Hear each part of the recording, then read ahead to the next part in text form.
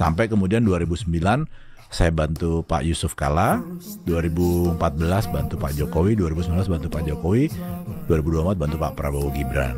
Nah, sekarang ini karena adanya medsos, jadi agak rancu nih antara benar atau salah itu susah membedakan. Yang sekarang yang ada bukannya benar atau salah, tapi siapa yang dipersepsikan benar dan siapa yang dipersepsikan salah. Iya nggak? Berat. Ya kan? Gue lihat di TikTok yang viral apa? Oke gas, keren nih, bagus nih. Gue kontak si Richard Jersey, mau nggak collab? Oh boleh, diganti aja liriknya. Oke gas, nomor 2 paling pas. Ya udahlah kayak gitu aja, sesimpel itu kan udah nempel.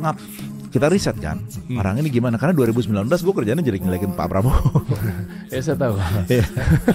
Terus kan Anda kan ada di sisi Pak Jokowi. Nah, terus jadi tim yang ngurusin itu adanya di Madiun. Mungkin sekitar 50-60 orang yang fokus ngurusin itu. Akunnya gue lupa persisnya, tapi ribuan sih. Madu, salah satu obat paling mujarab, insya Allah. Sedia madu ternak dan madu hutan. Dihasilkan oleh lebah dari nektar bunga asli, bukan dari gula yang dimakan lebah. Proses higienis, kemasan praktis dan elegan. Garansi 1 juta rupiah jika terbukti madu kami tidak asli. Terbaik, madu kelanceng, dari lebah spesial. Hubungi. Karena gue paralel, jadi ngerjain produk, brand, corporate, sama politik. Gue ngerjain politik dari 2004. Pertama iklan politik gue bantuin PKS. Partai Keadilan Sejahtera. 2004 bersih peduli itu slogannya gue yang buat. Nah, gue itu kan NU ya, NU totok ya. Mbah Buyut gue pendiri NU. Nah terus, udah gitu NU kan agak-agak nggak cocok nih sama PKS nih, kan berbeda nih. Kan memang iya seberangan lah kasarnya. Iya. Gitu ya. Jadi dia bilang, wah Ipang murtad dari NU. Gue bilang, ya udahlah murtad nggak apa-apa lah, ntar gue daftar lagi. Karena cuman bantuin sebenarnya, professionally aja bantu. Terus ya saya juga bantu partai-partai yang lain. Ayah saya jadi calon wakil presidennya Pak Wiranto 2004. Oh iya, ini apa? Gus Solah. Iya. Dan saya mulai terlibat tuh, walaupun masih belajar pada waktu itu. Sampai kemudian 2009 saya bantu Pak Yusuf Kalla, 2014 bantu Pak Jokowi, 2019 bantu Pak Jokowi, 2024 bantu Pak Prabowo Gibran. Nah, saya lebih nyaman nyebut diri saya adalah perception engineer. PR dong ya? Kompleks. Jadi kalau perception engineer sekarang ini karena adanya medsos, jadi agak rancu nih antara benar atau salah itu susah membedakan. Yang sekarang yang ada bukannya benar atau salah, tapi siapa yang dipersepsikan benar dan siapa yang dipersepsikan salah. Ya nggak? Berat. Ya kan? Gue ngurus pilpres itu sebenarnya nggak ada bedanya sama ngurus brand, proses sama semuanya. Karena itu adalah produk. Gue nge-treat mereka sebagai produk. Jadi kita nyebutnya the art of perception engineering. Itu menyenangkan. Ngelihat dari ada paslon 3, Pak Anies, Pak Prabowo, Pak Ganjar. Mereka-mereka ini berarti dipastikan punya konsultan atau tadi lu sebutnya apa, Pak? Perception engineer. Perception engineer. Ya itu oke lah. Branding consultant lah. Branding consultant lah. Setelah di kantor gue ada tiga-tiganya. Nggak tiga-tiganya, maksudnya gini. Nggak. Partner gue Iman Syafi'i itu dia bantuin Anies. Kenapa? Iya kan? Nah, Iman Syafi'i punya perusahaan juga apa namanya? Asumsi. Spikul. Nah Spikul itu sama Clara Tampu Bolon itu bantuin Mas Ganjar. Jadi ya semua circle-nya kita tuh temenan semua. Itu kan semua deket-deket semua. Hei Anda rakyat, ketahuan kan ternyata mereka di belakang ini pada ngopi. Jadi kena deh. Gila gue jahat banget sih. Jadi memang ya serba sulit ya, kita kan ketawa-ketawa gitu. Jadi ketawa tuh dalam arti kita ini kasihan ini kebentuk opini gitu. Tapi gue ini konsultan komunikasi politik ya, yang kemudian gue sebut sebagai perception engineer. Tapi umumnya disebut konsultan komunikasi politik. Nah, yang lazim di Indonesia itu adalah konsultan politik. Ini beda. Konsultan politik itu langkah politik. Selebihnya ngomongin masalah komunikasi turunannya ke masyarakat kan bingung. Iya kan? Mereka positioning politik, tapi positioning komunikasi kan beda. Kebanyakan dari mereka itu hanya punya konsultan politik, lembaga survei. Mas Ganjar ada Yunarto Wijaya, Carta Politika. Ya, tahu. Mas Anies ada siapalah, itu misalnya mungkin Widi lah atau siapa, pokoknya yang bantu di sana. Ya, Mas Widi betul. Ya, terus di kami ada Mas Hasan, ya kan? Terus ada saya nggak ngurusin survei, saya hanya berangkat dari hasil survei. Hasil survei kita lihat, baru kita bikin langkah komunikasi politiknya. Nah itu yang tidak semua kandidat punya. Ya ini tips pertama. Oke. Berangkat nomor 1 harus dari data. Kalau saya harus dari data. Jadi kita tahu yang dibutuhkan apa. Gue punya pegangan gini, jangan buat sesuatu yang lo buat tapi nggak bisa dijual. Kalau nggak ada marketnya mau ngapain? Ya itu. Gue orang Jawa, mau ke Padang, mau jualan di sana. Bahasanya bahasa Minang atau bahasa Jombang? Ya bahasa Minang lah. Iyalah. Ini sama. Nah ini kebanyakan klien kita memaksakan kesotoyannya itu. Wah kita pakai begini bahasanya. Nah itu case-nya yang sama terjadi dengan Anies sama Ganjar. Bikin lagu, wah Anies presiden atau Ganjar apa? Ribet amat ya. Gue lihat di TikTok yang viral apa? Oke gas, keren nih, bagus nih. Gue kontak si Richard Jersey, tim ngontak gitu kan ya. Mas Simon kontak, mau nggak collab? Oh boleh, diganti aja liriknya. Oke gas, nomor 2 paling pas. Ya udahlah kayak gitu aja, sesimpel itu kan udah nempel. Ngapain lu mesti bangunin benang lu yang lagi basah buat diberdiriin? Dan target voters itu 56,4% adalah milenial dan Gen Z. Jadi berangkat dari situ. Nah makanya kita pergi nyasarnya di situ. Kita di-assign 10 bulan sebelum pencoblosan sama Pak Prabowo. Terus kita lihat di TikTok Pak Prabowo itu viewsnya hashtag Prabowo itu cuma 1,6 miliar. Oh nggak gede ya? Nah Mas Ganjar 6 miliar, mati nggak jauhnya bedanya? Kok bisa?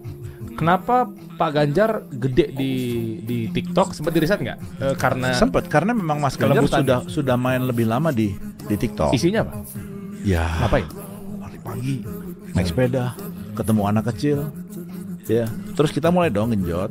Ya kami dan tim yang lain. Jadi tim pemenangan Pak Prabowo ini nggak cuma kami, ada tim internal, ya. Itu juga punya akun-akun banyak, terutama yang Pak Prabowo sendiri akunnya. Terus ada lagi tim partai kan, ada tim TKN, ada tim relawan. Tapi di awal-awal cuma ada 2, tim internal sama tim kami. Oke. Nah itu 1,6 terus kita boost deh. Sehingga pada waktu campaign period KPI kita tuh 1 miliar view 1 bulan. Nekat banget target segitu. Lebih kok. Masuklah ke situ. Kita ngomongin bahwa oke, ini harus di-achieve segini. Itu buat menangin? Enggak. Itu buat memantik supaya orang juga mulai bikin UGC, User Generated Content. Tahu nggak dari yang 1,8 13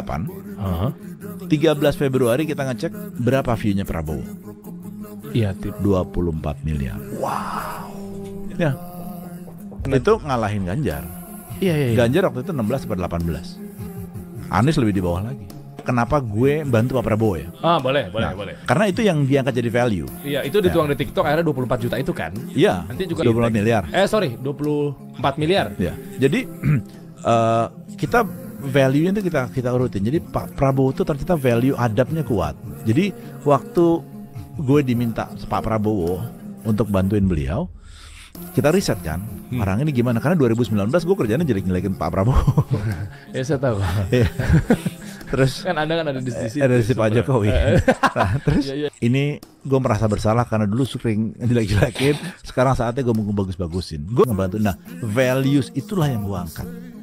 Dibanyakin tuh di internet, di mana di medsos itu banyak. Nah begitu orang tahu dihujani dengan values banyak, netizen mulai tuh bikin konten sendiri kan.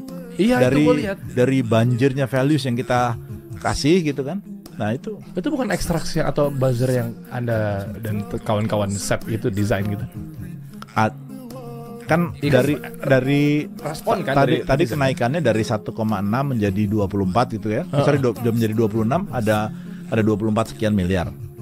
Yang kami dari posko kami itu cuma 5 sampai 6 miliar. Selebihnya netizen. Hah?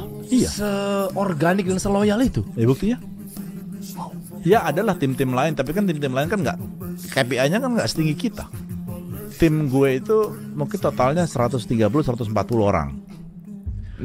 Jadi tim yang ngurusin itu adanya di Madiun, mungkin sekitar 50-60 orang yang fokus ngurusin itu. Buat TikTok aja amplifikasi ini. Nah, mungkin akunnya gue lupa persisnya, tapi ribuan sih. Ribuan akun yang dalam satu hari posting mungkin bisa 10-20. Nah, TikTok ini kan unik, kan lo berharap FYP kan? Iyalah. Ya.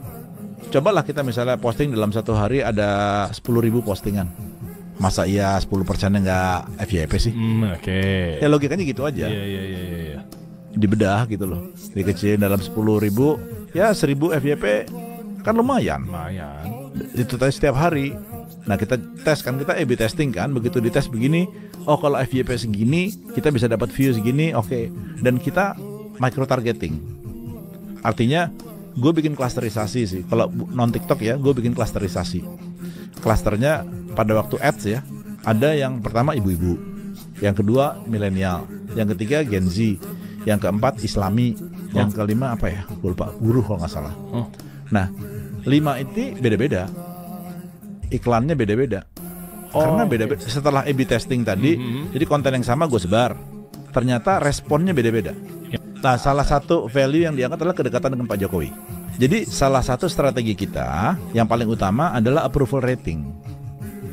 Jadi Pak Jokowi itu kan approval ratingnya 75% ke atas, 75 sampai 83 ya. Nah, faktor Pak Jokowi ini dahsyat, Bos. Nah, yang kedua, militer.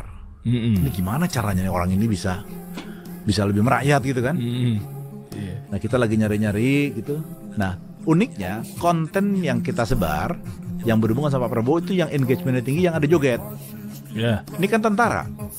Kok joget? Gitu. Tentara itu doyan joget. Poco-poco. Setiap terpesona. Ya. Aku pasti tentara joget. Pasti.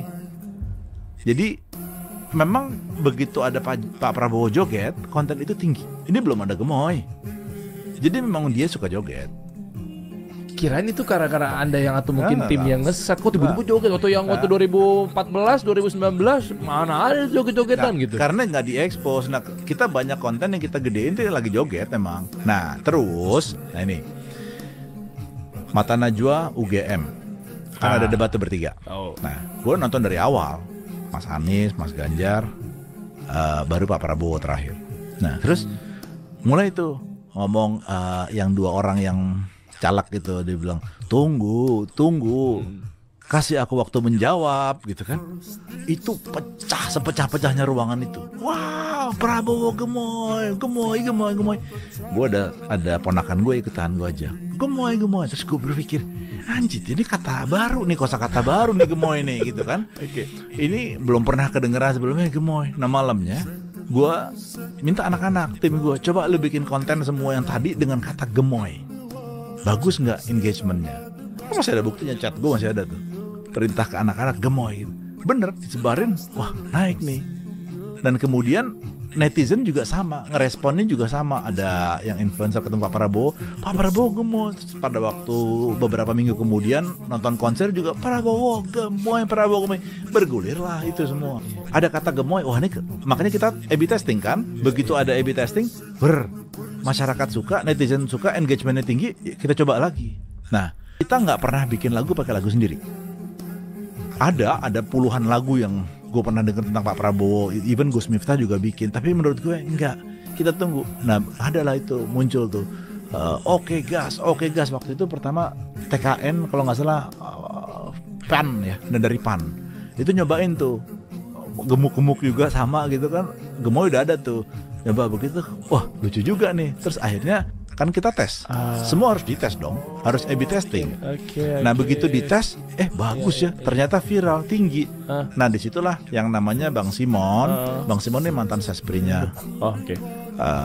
Bang Simon mantan sesprinya Pak Prabowo. Kontak tuh si Richard, dia beli. Terus udah dibeli nih rights-nya. Ya udah kita bikinin ini sekalian. Liriknya versi kita, dan mulailah itu viral. Jadi memang banyak kebetulan yang menguntungkan bagi kita.